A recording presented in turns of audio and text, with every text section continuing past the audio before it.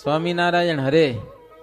શ્રીહરિએ તેમની ઘણી બરદાસ્ત રાખી, પણ ખાર ભૂમિમાં વરસાદથી કઈ સમાસ થાય નહીં. આ તો આચાર્ય વેદાંતી ભણેલો હતો.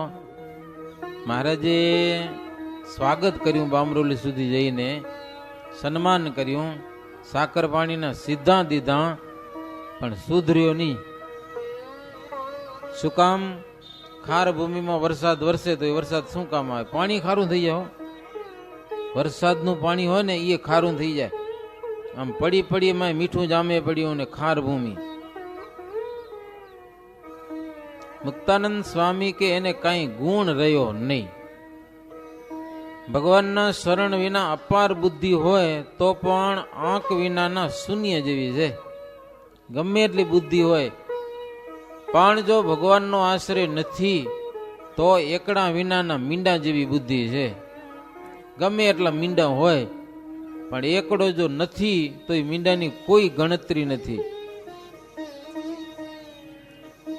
વેદાંતાચાર્ય ત્યાંથી નીકળી માત્ર 3 દિવસ રહ્યા. 3 યુગ જેવા લાગ્યો. મહારાજ પાસે રહેવું પડ્યું ને. પછી ગયા નડિયાદ.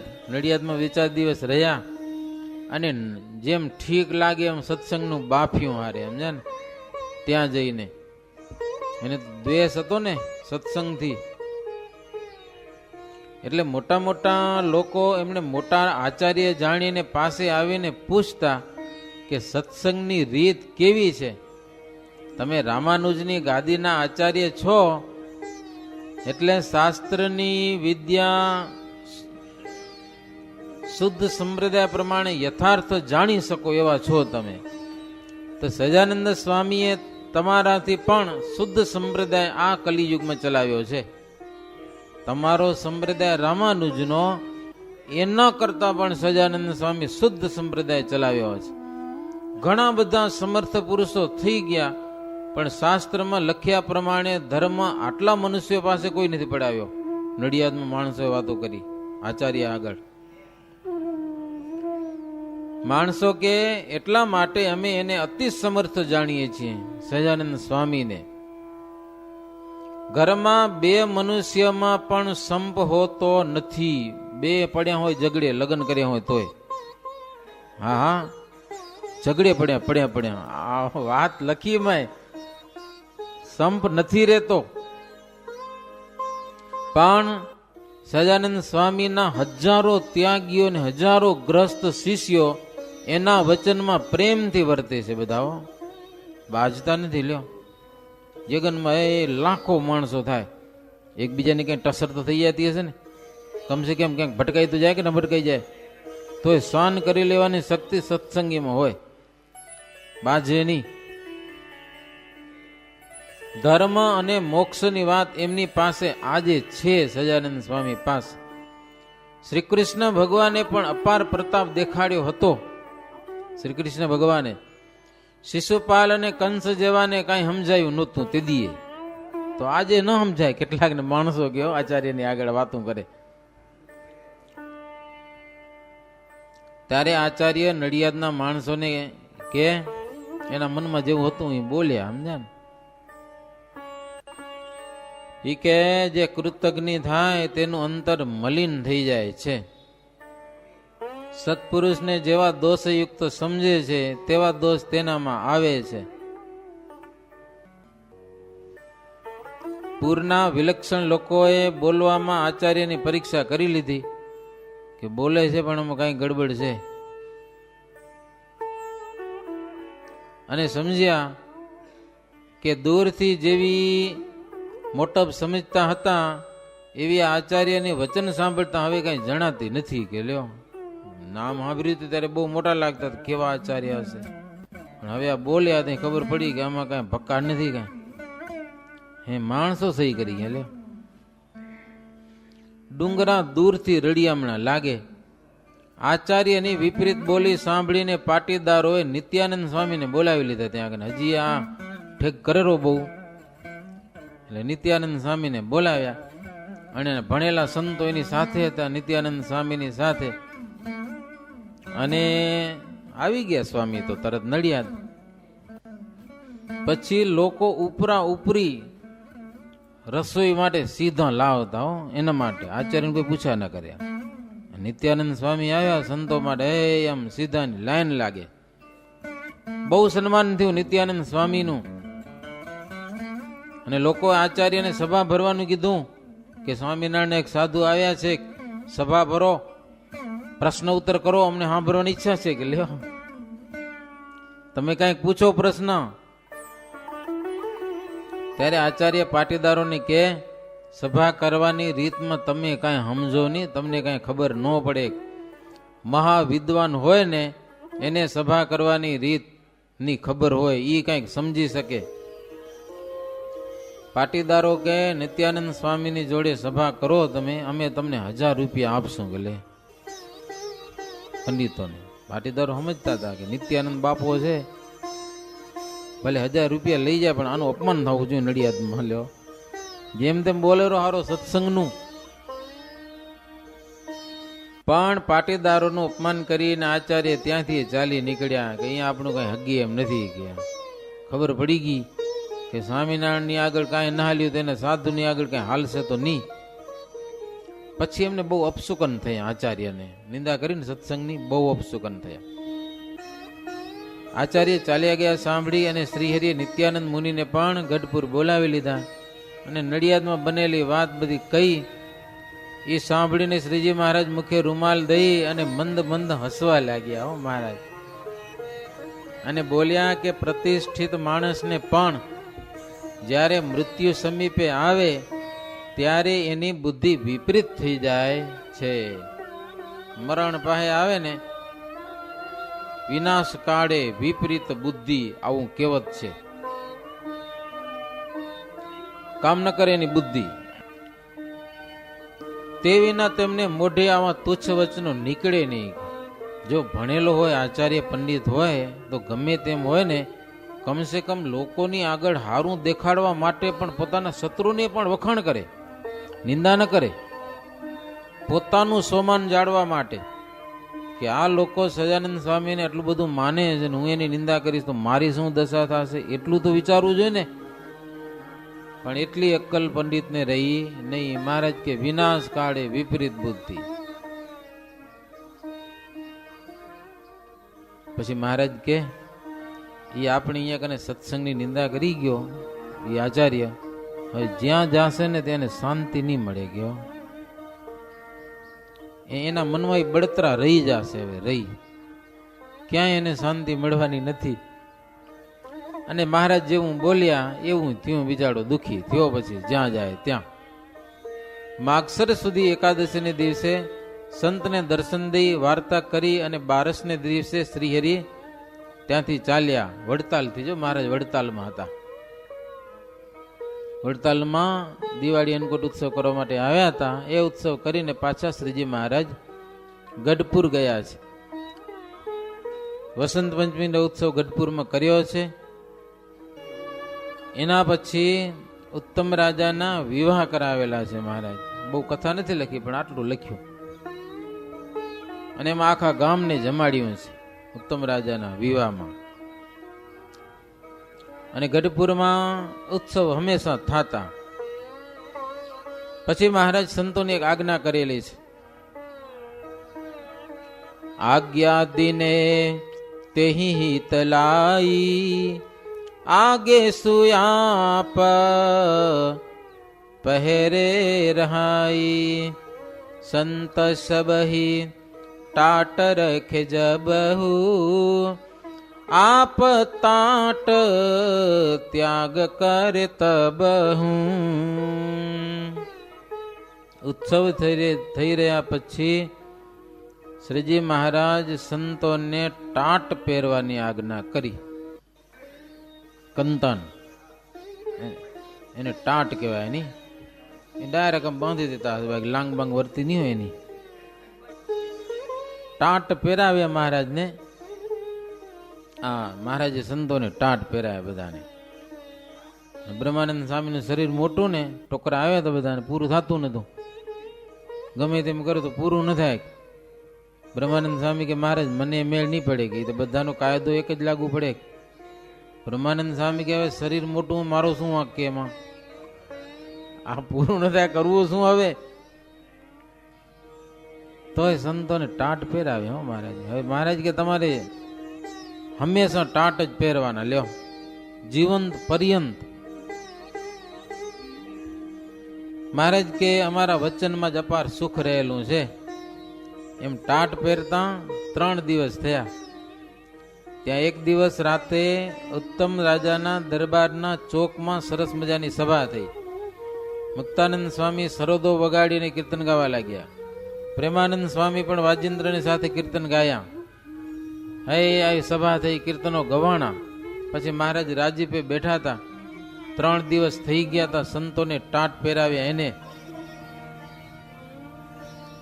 સમય વિચારી અને જીવા ખાચર મહારાજની પાસે આવી હાથ જોડીને વિનંતી કરીશ.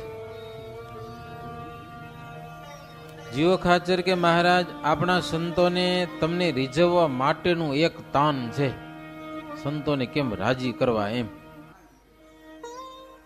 અને તેમની આ અલૌકિક રીત છે સંતોની. તમે જેમ કહો એમ કરે છે. નારદ કહ્યો કે સનકાદિક જેવા અપાર સંતો થઈ ગયા, પણ સ્વતંત્ર વર્ત્યા. પણ આ સાધુને તો તમે કેવા હેરાન કરો, લ્યો. ઓલ્યા હતા સંતો એમાં ના નહીં, પણ સ્વતંત્ર હતા. તમને આ સંતો ઉપર તમારો કાબુ છે ને, એવો ઓના ઉપર કાબુ નતો. તો સનકાદિકો કરતા પણ આ સંતો શ્રેષ્ઠ છે. તમે ગમે તેમ વર્તાવો છો. ઓલા વૈરાગ્યવંત હતા, બધું હતું, પણ સ્વતંત્રપણે વર્તતા હતા. તમારી ઉપર ધોકા નાખનારો કોઈ નતો. જ્યારે તમે હવે આ ગુણિયા પહેરાવ્યા, લો સાધુને કંતાને એટલે ગુણિયા એવા પહેરાવ્યા. હો બ્રહ્માનંદ સ્વામી કે હારું ખંજવાળ થશે ત્યારે ખંજળવું નહીં પડે કે લ્યો, એમનું એમ હાલ્યા કરશે. કે જીવો ખાચર કે મહારાજ, આ સંતો કોઈ પણ લોભ વિના તમને રાજી કરવા માટે તમારા વચનની એક તલવારની ધાર ઉપર હાલ્યા જાય છે. ના નથી પાડતા કાંઈ, જેમ કહ્યું એમ કરે છે. તમને રાજી કરવા છે માટે એવા સંત કોઈ થયા નથી. પણ મહારાજ, તમે સંતોને જેમ વર્તાવો છો ને એવું જગતમાં પણ વર્તે છે. જગતમાં એવું થાય છે. જીવો ખાચર કે મહારાજ, હવે અમને કપડાં પહેરવા નહીં મળે કે કાં તો કે આ સંતો પહેર્યા એટલે હવે અમને બીજા કપડાં મળવાના નથી. અમારી વિનંતી સાંભળો અને વચન આપો. તો એક વિનંતી કરવી છે. એમ કહીને ચરણમાં માથું ધર્યું.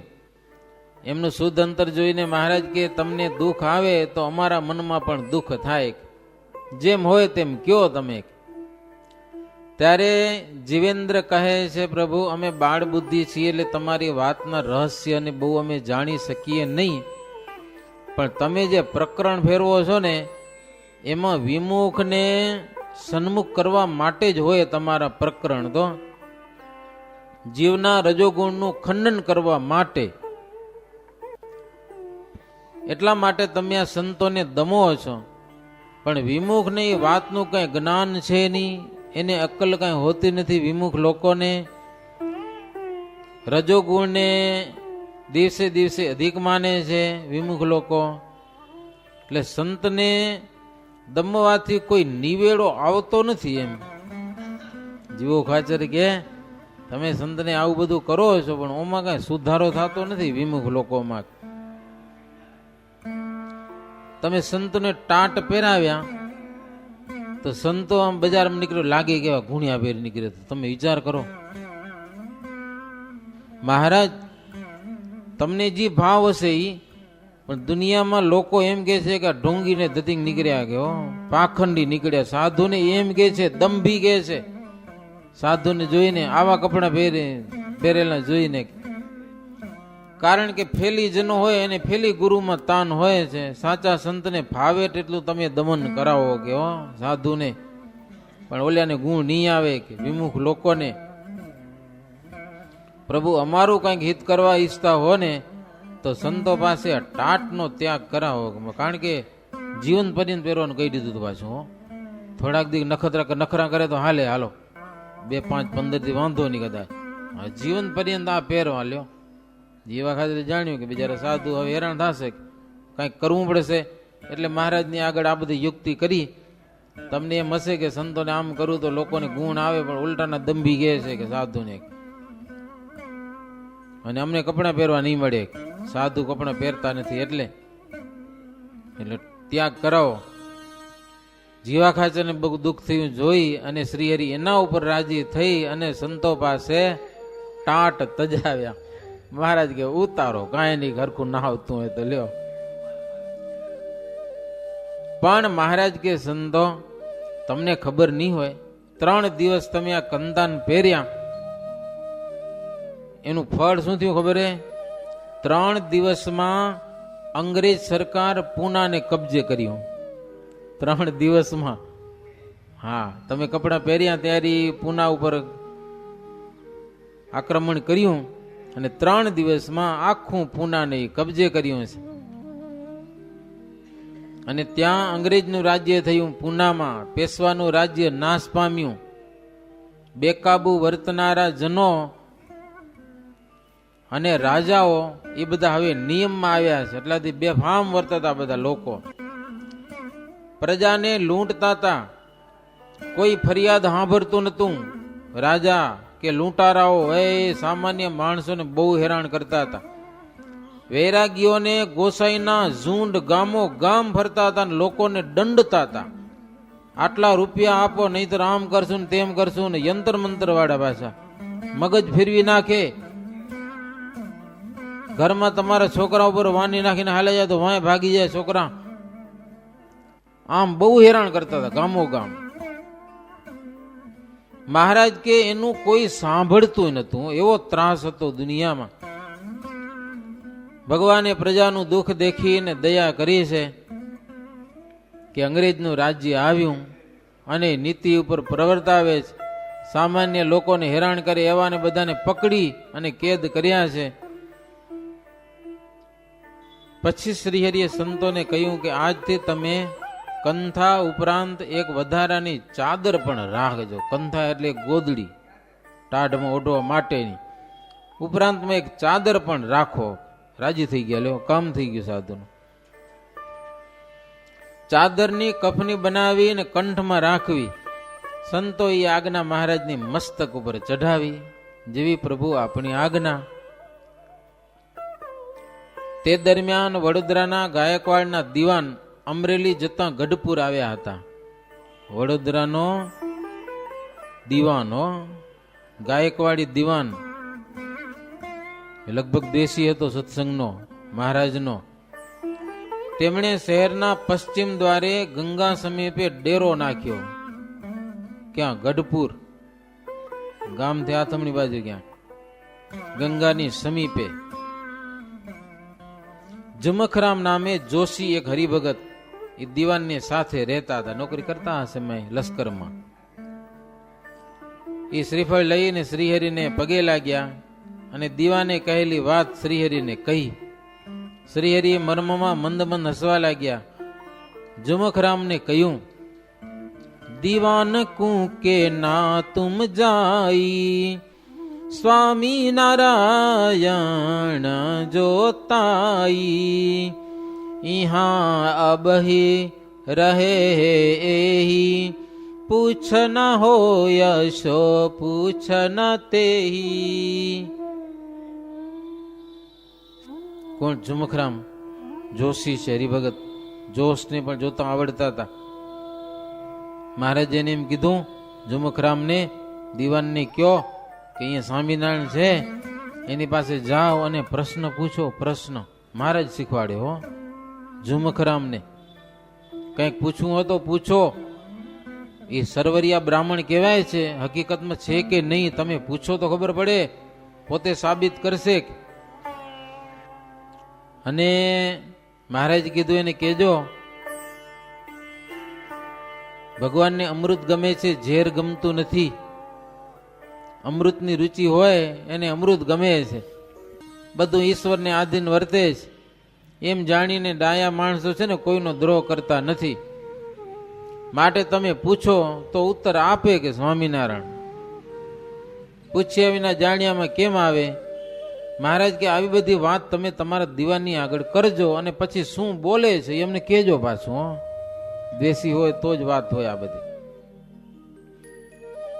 ઝુમખરામ કે મહારાજ બગલો ક્યારે હંસ બને નહીં, બગલો જ હોય. તો વિષય અને ધનના જે ગુલામ હોય અને એમાં જ જે રસ મનાય અને ઝેરમાં જ જેને અમૃત દેખાય, જમપુરી અને મૃત્યુથી પણ નથી ડરતા. જમપુરી અમને શું કરી લેવાની કે લ્યો, મરણની સામે પણ ભય પામતા નથી.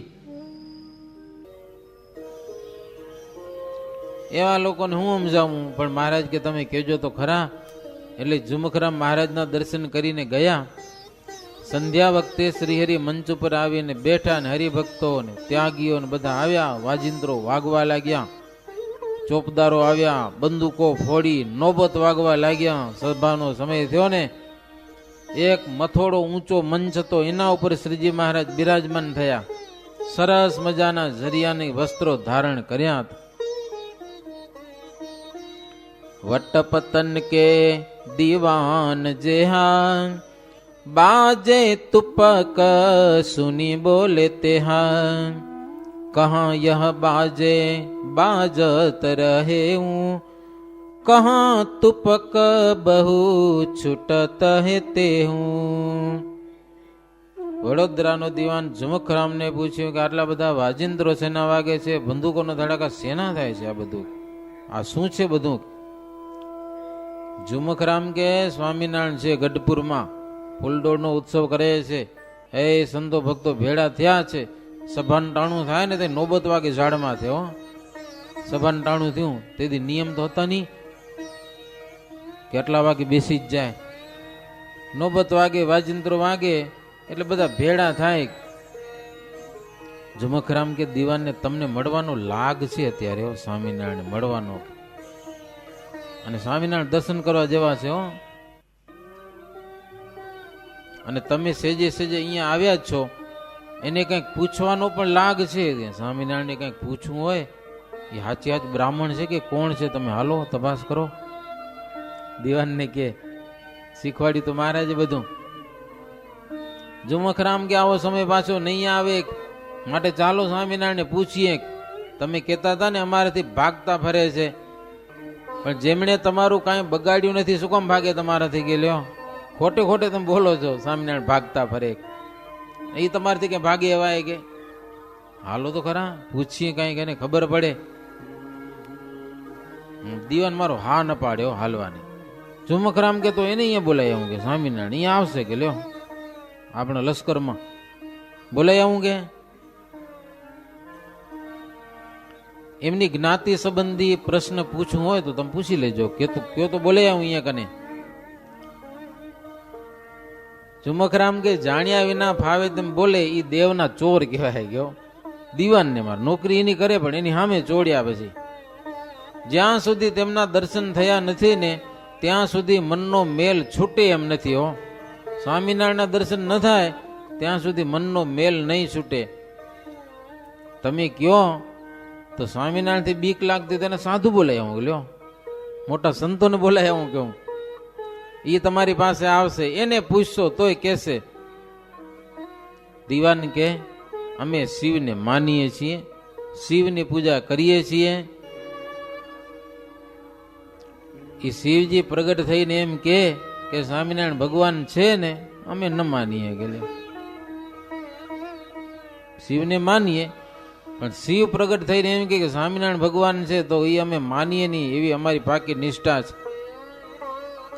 ઝુમખરામ કે શિવનું ન માનો તો તમારી ભક્તિ કેવી કહેવાય શિવની? કે લ્યો, પ્રગટ થઈને ઈ કે તમારા ઈષ્ટદેવનું તમે ન માનો તો તમે શિવને ઠગ્યા કહેવાય. કે લ્યો, કેવી પૂજા કરો એની? કે એમાં તમને ભાવ શું છે એનું ન માનો તો?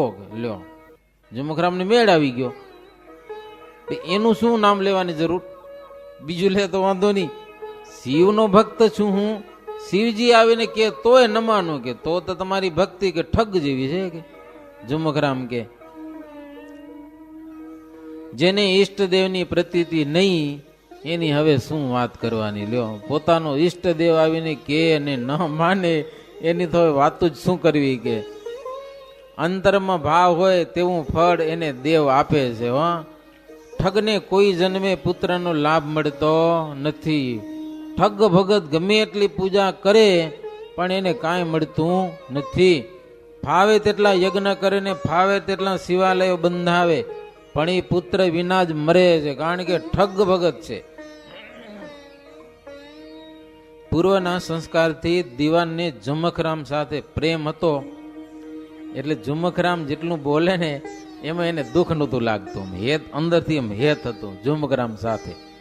નોકરી કરતા હતા માય, નહીતર આવું સંભળાવે તો સહન થાય. અને જુમખરામ પોતે જ્યોતિષ પાછા હો, અને એ બોલી થતું હતું પાછું, એટલે આના પ્રત્યે ભાવ ખરો દિવાનને. એટલે કહી દીધું તો એને દુઃખ ન લાગ્યું જરાય. એક સત્સંગ સિવાયની વાત જુમખરામની બધી ગમતી, પણ સત્સંગની વાત કરે ને તો દીવાનને મજા ના આવતી જરાય, અને માનતા નહીં જરાય. જુમખરામ નિત્ય 2 વખત કહેતા કે સત્સંગ વિના જીવને નિર્ભય ઠેકાણું નથી. પણ હાલો ઓર્યો ઈ ખાર બીજમાં વરસાદ કામ ન કરે ને એવું હતું ઈ. પછી એને શું કર્યું, જુમખરામને ખબર ન પડે એવી રીતે શ્રીજી મહારાજ પાસે 5 પંડિતો મોકલી દીધા. ઈ પૂછી આવે મહારાજને. જુમખરામ આડાવરે થયા હશે ને ડાયરેક્ટ મૂકી દીધા. પછી જુમખરામ આડાવરે થયા એટલે એને ક્યાંકથી વાત મળી ગઈ પાછી. 5 પંડિતો મૂક્યા છે મને છાનો રાખીને હો. એટલે તો જુમખરામ સીધા મહારાજ પાસે, ઓલા પંડિતો આવીને પેલા પહોંચી આવ્યા હો. જુમખરામ ભારી પાકા. અને મહારાજને ચેતવી દીધા કે પંડિતો આવે છે, વિચારીને જવાબ દેજો. હા, મારું કાંઈ માન્યો નથી દીવાન, અને પંડિતો તમારી પાસે મૂક્યા છે. જુમખરામ મહારાજ પાસે બેઠા હતા, 5 પંડિતો આવ્યા. તો જુમખરામ ઉભા થઈને પંડિતોને બોલાવી ગયા, હાલો હાલો મહારાજ પાસે સન્માન કરવા ગયા. લ્યો, શ્રીહરિએ પંડિતોનો સત્કાર કરીને આગળ બેસાડ્યા. પછી પંડિતો મારા સંસ્કૃત બોલવા લાગ્યા, ગુજરાતીમાં બોલે નહીં, સમજ્યા, સંસ્કૃતમાં બોલે. ભણેલા હતા ને. સભામાં નિત્યાનંદ સ્વામી બેઠા હતા, મહારાજની સામે જોયું, બોલો. અમારે અહીંયા ભુજમાં એક કંઈક ચર્ચાનો વિષય બન્યો હતો, અમદાવાદ ગયા હતા, એક વકીલ સામે આવ્યો, મારું ઇંગ્લિશ જ બોલે. વેલા તે આપણા સાધુને શું ખબર પડે, હરિસ્વરૂપ સ્વામી અને ધર્મકિશોર સ્વામી ઇંગ્લિશમાં શું ખબર પડે? લ્યો, આપણે ખબર ન પડે. ત્યારો વકીલ ઇંગ્લિશમાં બોલે. તે આપણા પછી ખટવભાઈ, શું મહેશભાઈ શું નામ, એ ગયા હતા, એ આપણા ભેગા હતા, ઓલિયાને ખબર નહીં, અને એને પછી ઇંગ્લિશમાં દીધા હો જોરદાર. તો ઓલ્યો કે મારો કે આ કે માણસ લઈ આવ્યા કે થઈરો ટાઢો ઈ હામો હતો ઈ. તે આજે પંડિતો શું કર્યું, સભામાં આવીને હારે સંસ્કૃત જ બોલે, એમ જાણે પ્રભાવ બતાવી દે એમ. મહારાજ નિત્યાનંદ સામે ઈશારો માત્ર કર્યો. હવે આ જ પ્રખર પંડિતો સંસ્કૃતમાં જ જવાબ આપવાના. પછી ઓલો જે બોલે ને સંસ્કૃતમાં જ બોલવાનો. અને બીજા બધા ભણેલા સંતો એ બધા સંસ્કૃતમાં મને બોલવા. ઓલા તો 5 જણા હતા ને, અહીંયા તો 50 જણા બેઠા હતા નિત્યાનંદ સ્વામીના વિદ્યાર્થીઓ, બધા સંસ્કૃતમાં બોલે. એટલે પંડિતોને થયું કે અહીંયા હગી એમ નથી કાંઈ, હો માન બધું એનું ઉતરી ગયું, થઈ રહ્યા હાવ ટાઢા. પુરુષોત્તમ શાસ્ત્રી કાશીના ભણેલા હતા, અને પ્રાગજી પુરાણી એ સભામાં બેઠા હતા. પછી પંડિતો દક્ષિણી ભાષામાં બોલવા લાગ્યા. લે, હા, દક્ષિણી ભાષામાં બોલવા લાગ્યા. દક્ષિણી ભાષામાં મહારાજને કે મહારાજ આપ વિપ્ર છો તો કયા વેદને ભણ્યા છો, કેટલા ગાયત્રીના જપ કરો છો, વ્યાકરણ કાવ્ય પુરાણના કયા ગ્રંથ ભણ્યા છો, અને બ્રાહ્મણની રસોઈ કેમ તમે જમો છો? કે લ્યો, બ્રાહ્મણની રસોઈ કેમ લ્યો છો તમે? કારણ કે જન્મથી સૌ શુદ્ર જન્મે છે, અને સંસ્કારથી દ્વિજ થાય છે, વેદાભ્યાસથી વિપ્ર બને છે, અને બ્રહ્મને જાણે ત્યારે બ્રાહ્મણ કહેવાય. ત્યારે શ્રીજી મહારાજ કે તમારા પ્રશ્નો અમે શાસ્ત્રીય રીતે ઉત્તર આપીશું. પણ હવે આજે ટાઈમ નથી, હે શાસ્ત્રીય રીતે હો. મહારાજને એવા ઉત્તર આપ્યા, બ્રહ્મને જાણે બ્રાહ્મણ કહેવાય. બ્રહ્મ કોણ છે કયો તા? બ્રહ્મને તમે ઓળખો છો? તમારા જ પ્રશ્નથી તમે ખોટા બ્રાહ્મણ થઈ ગયા, ખબર પડી? મહારાજ કે તમારું બ્રાહ્મણ પણ નાશ થઈ ગયું પ્રશ્ન પૂછવામાં જ. પણ એ કથા આપણે પછી સાંભળશું. થોડાક દિવસ આપણે અહીંયા સંતો આવ્યા છે ને, આવતીકાલથી સુખ સ્વામી આપણે કથા સંભળાવશે, એટલે એના મુખે કથા સાંભળવાની છે. એ વરી ભણવા જશે તો વરી પછી આપણે સમજી લેશું, સમજ્યા કે નહીં? અત્યારે બરાબર 66માં તરંગની અંતે કથાને વિરામ. સહજાનંદ સ્વામી મહારાજની શ્રીપતિમ શ્રીધરમ સર્વદેવેશ્વરમ ભક્તિધર્માત્મજમ ત્વમ હરે માધવમ કેશવમ કામદમ કારણમ સ્વામિનારાયણમ નીલકંઠમ ભજે. સહજાનંદ સ્વામી મહારાજની જય.